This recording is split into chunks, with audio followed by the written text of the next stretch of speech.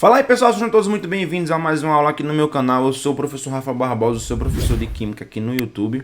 Antes de começar essa aula, não esquece, se você não me conhece, claro, desce aqui o player, se você já não for inscrito também, clica no botãozinho de se inscrever, clica no sininho para receber todas as notificações, tá certo? Então, sem muita conversa, na aula de hoje nós vamos falar aí sobre compostos aromáticos, tá certo? Então, depois da vinheta, a gente fala um pouquinho mais sobre esses compostos.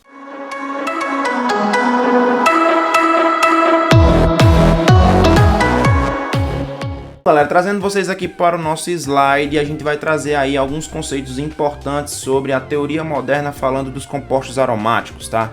Então, composto aromático, na verdade, é um composto que possui uma característica muito peculiar. Todo composto aromático ele precisa ter elétrons π. Tio Rafas, o que são elétrons π? Esses elétrons π são os elétrons que compactuam ou que formam a ligação dupla de qualquer composto, tá? Então, todo composto que tem ligações duplas, ele tem elétrons π. Porém, esses elétrons π nem sempre vão fazer com que aquele composto seja um composto aromático. Então, a estrutura real do benzeno ela é explicada pela teoria da ressonância que foi proposta pela mecânica quântica em 1920. O benzeno ele possui duas estruturas de ressonância, ou também chamada de estruturas canônicas. Então, o que varia entre as duas estruturas do benzeno nada mais é do que a posição das suas ligações duplas. Ó.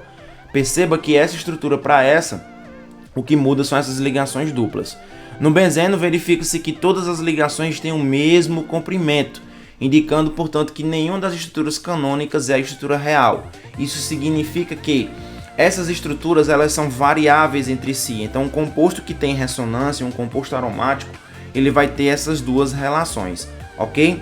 Vale lembrar para vocês, pessoal, que todo composto aromático ele tem que obedecer a uma regra chamada regra de Hickel, tá? A regra de Hickel, o que é que ela diz? Ela diz que o número de elétrons π tem que ser igual a 2n mais 2, onde n deve ser um número inteiro. Então, olha só, se a gente for avaliar aqui o benzeno, a gente vai ter que 2, 4, 6. Então, 6 é igual a 2n mais 2. Então, 2n é igual a 6 menos 2. 2n é igual a 4. N é igual a 2. Então, esse composto aqui realmente ele é aromático, ok? Esse composto aqui realmente ele é aromático. Então, a regra de Hickel também entra para a gente provar que esse composto ele é um composto aromático. Dito isso, pessoal, é importante lembrar que essas estruturas do benzeno elas estão em movimento contínuo, deslocalizando seus elétrons π. E essa deslocalização dos elétrons π fazem com que essa estrutura ela seja mutável, ou seja, as ligações duplas elas fiquem circulando dentro do composto. E isso garante a esse composto uma estabilidade. Por isso que a gente diz que o benzeno é um composto extremamente estável. E ao invés de a gente ficar representando todas essas estruturas com suas ligações duplas se modificando, todas as vezes que elas trocarem de lugar, a gente representa com um círculo. Isso significa dizer que essas estruturas ali dentro, essas ligações π, melhor dizendo, elas estão em constante movimentação, certo? E essa movimentação se dá pelo que nós chamamos de conjugação dos orbitais π. Os orbitais π, para quem não lembra, são aqueles que têm um formato de halter, e esses orbitais, ao se conjugarem, eles automaticamente fazem com que essas ligações π possam circular, garantindo assim uma maior estabilidade do composto.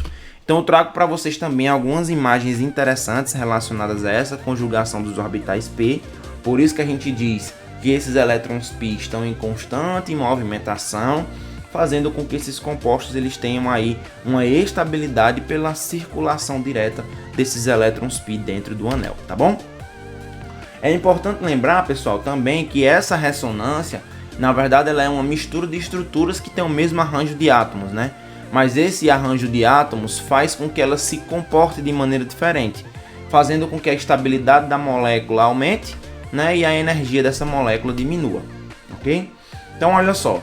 Se a gente for observar essas energias de ressonância, a gente vai ver que essas energias, né, à medida que essas ligações duplas elas vão oferecendo essa estabilidade, você vai ter uma energia de ressonância muito interessante. Então, essa energia de ressonância ela é importante para gerar uma estabilidade no composto. Então, a diferença entre a quantidade de calor realmente liberada e calculada com base na estrutura de Kekulé, é chamada de energia de ressonância do composto, tá? E aí, resumindo, o que significa dizer que um composto é aromático? Significa que seus elétrons π estão deslocalizados, espalhados em todo o anel, e que o composto é estabilizado pelo deslocamento desses elétrons. Se a gente for perceber, esses compostos que têm ressonância, que são aromáticos, né, automaticamente eles têm uma tendência maior a sofrer reações de substituição. E essas reações de substituição, elas são evidenciadas quando esses compostos acabam reagindo com outros compostos orgânicos ou até mesmo com compostos inorgânicos. Então ele é bem mais estável, esses compostos são bem mais estáveis quando eles sofrem reações de substituição do que mesmo reações de adição, onde haveria o rompimento dessa ligação dupla, beleza? Então, gente, era isso. Agradeço muito vocês terem ficado comigo nessa aula. Não esquece de olhar aqui embaixo na descrição desse vídeo para você clicar lá na nossa pasta no OneDrive, onde você vai encontrar diversos conteúdos interessantes. Aqui abaixo também tem o meu contato pessoal, caso você queira tirar algum tipo de dúvida ou me convidar para uma palestra, algum aulão, alguma coisa do tipo. Estou sempre à disposição de vocês. Um beijo e um queijo. A gente se vê no próximo vídeo.